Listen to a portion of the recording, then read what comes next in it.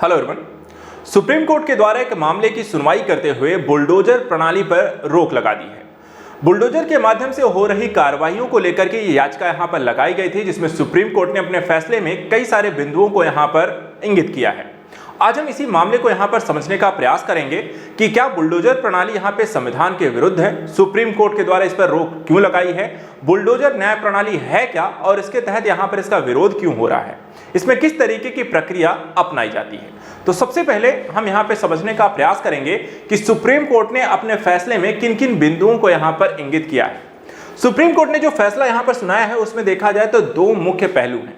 पहला, supreme court ने देश भर में जो बुलडोजर कार्यवाही पर यहां पर एक तो रोक लगा दी है और कोर्ट ने राज्यों को यह निर्देश दिया है, क्योंकि कई सारे राज्यों के द्वारा इस तरीके के एक्शन लगातार लिए जा रहे थे, तो राज्यों को अगली सुनवाई तक यानी कि 1 अक्टूबर तक न्यायालय की अनुमति के बिना भारत में कहीं भी संपत्ति को यहां पे ध्वस्त नहीं किया जाएगा। यह बेसिकली फैसला दिया गया है। लेकिन इसके साथ एक चीज और यहां पे सुप्रीम कोर्ट जोड़ देता है।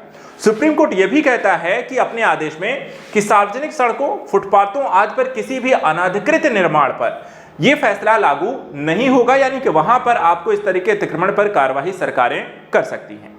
एक चीज और जो यहां पर याचिका जो लगाई गई थी उस पर यहां पर सवालिया निशान भी सुप्रीम कोर्ट के द्वारा लगाया गया है, जिसमें कहा गया है कि अगर अवैध रूप से तोड़फोड़ का एक भी मामला है तो यह हमारे संविधान की मूल भावना के खिलाफ है। तो इसलिए यहां पर इस मामले की जांच पड़ताल सुनवाई यहां पर होगी और अंतिम निर्णय यहां पर अभी आना बाकी है। लेकिन फिलहाल अगर देखें, सुप्रीम कोर्ट ने बुलडोजर की कार्रवाइयों पर रोक जरूर लगा दी है। तो यहां पे यह भी समझना जरूरी हो जाता है आखिर ये बुलडोजर न्याय प्रणाली है क्या, इसमें किस तरीके के मामले हैं, लोग यहां पर इसका विरोध क्यों कर रहे हैं और सुप्रीम कोर्ट के द्वारा इसकी आलोचना यहां पर क्यों की गई है। तो सबसे पहले अगर हम देखें तो बुलडोजर न्याय को लेकर के हाल ही में उच्चतम न्यायालय ने इसमें कहा था कि बुलडोजर जो न्याय की प्रथा है ये सही नहीं है। उन्होंने ये भी कहा कि व्यक्तियों या उनके परिवार के सदस्यों के खिलाफ आपराधिक आरोपों के आधार पर संपत्तियों को ध्वस्त करना ये विधि के शासन का यहां पर एक उल्लंघन है, यानी कि किसी व्यक्ति के द्वारा किए गए अपराध की सजा किसी दूसरे व्यक्ति को यहां पर नहीं दी जा सकती है। इस चीज को सुनिश्चित करना यहां पर होगा। अब इसी को अगर हम थोड़ा सा और विस्तार से यहां पे समझने का प्रयास करें तो बुलडोजर न्याय के कई अन्य पहलू भी यहां पर हैं, जिसमें सुप्रीम कोर्ट के द्वारा इसे स्पष्ट जरूर किया गया है।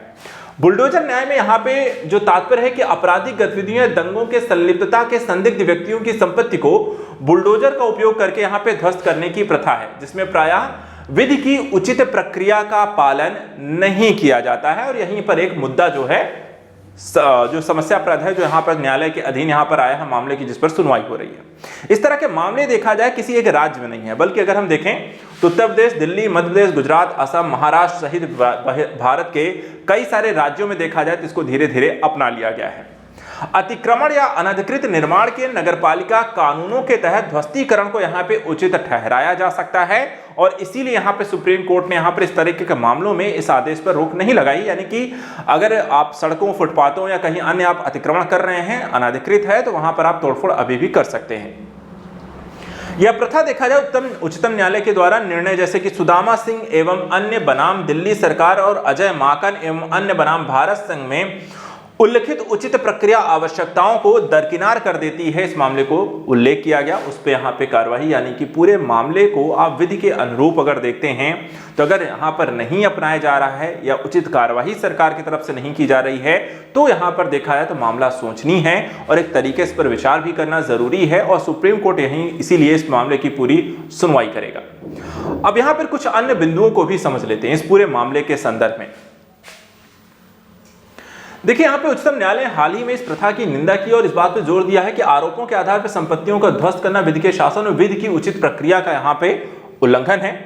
उच्चतम न्यायालय ने कहा है कि गैर कानूनी ध्वस्तीकरण पर उपयुक्त अखिल भारतीय जो दिशा निर्देश तैयार करने के लिए संबंधित पक्षों से भी यहाँ पे सुझाव मांगे गए हैं कि अगर किसी चीज का ध्वस्तीकरण किया जाना है तो उसके दिशा निर्देश के मानक क्या हो सकते हैं।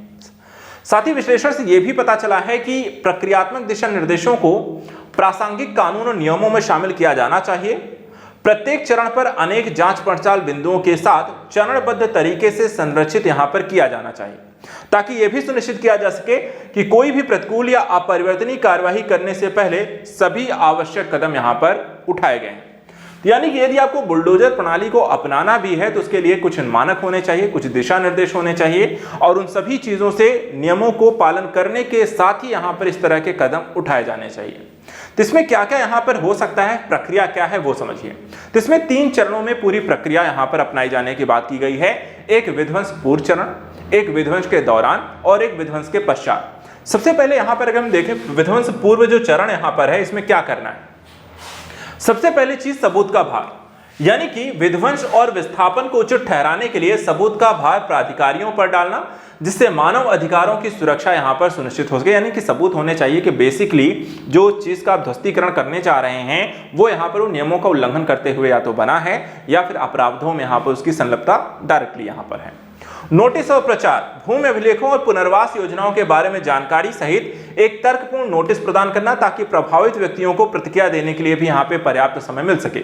यानी कि अगर आप ध्वस्त कर रहे हैं, उनका क्षेत्र है, उनका घर है या उनका कुछ भी है, तो उनके पुनर्वास के लिए आप क्या करने वाले हैं, ठीक है। और साथ ही यहाँ पर जो ध्वस्त किया जा रहा है उसके संदर्भ में उचित नोटिस, यानी सभी तर्क किन किन आधारों पर यह घर गिराया जा रहा है वो उसके कारण भी उसमें बताए जाए, ताकि लोग यहां पर सही निर्णय ले सकें, त्वरित यहां पर उसका कार्यवाही के संदर्भ में अपने यहां पर जवाब दे सकें। इसके बाद 2 चीजें और, एक तो स्वतंत्र समीक्षा इसमें होनी चाहिए। स्वतंत्र समीक्षा के तहत देखा जाए तो सभी जो नियोजित ध्वस्तीकरण विशेषकर आवासीय क्षेत्रों में है, उसकी समीक्षा जो है न्यायिक समुदाय और नागरिक समाज के सदस्यों के द्वारा एक निष्पक्ष यहां पे समिति के माध्यम से की जानी चाहिए। और चौथी चीज जो इसमें की जानी चाहिए सहभागिता और योजना, यानी कि प्रभावित पक्षों से वैकल्पिक जो आवास की व्यवस्था है, मुआवजे के लिए बातचीत करने तथा साथ ही साथ कमजोर समूहों की जरूरतों को ध्यान में रखते हुए नोटिस एवं विध्वंस के बीच कम से कम 1 महीने का जरूर उन्हें समय दिया जाना चाहिए।